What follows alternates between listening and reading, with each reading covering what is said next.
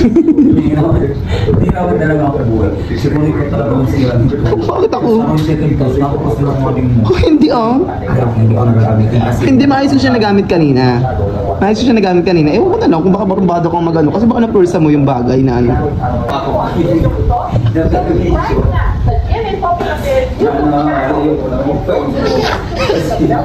Ako na yung nagkaino ako ay mga Pilipino nga naman. Ikaw rin bumas. Ikaw rin bumas. Ikaw pa yung naglabak. Ayos na yan. Kasi kung yung nagbayad, ikaw pa yung nag-graduation. Uy, tara na tala. Ako pa magpapalugaw. Wala na. Ako nilinis. Ako pa yung magpapalugaw. So, ano yung buwan natin? Magpapagas ka pa mamaya. Magpapagas pa ako. Kasi may ihahatid pa. Wala na. Driver. Ang dumi pa nun, oh. Ay, putang ina.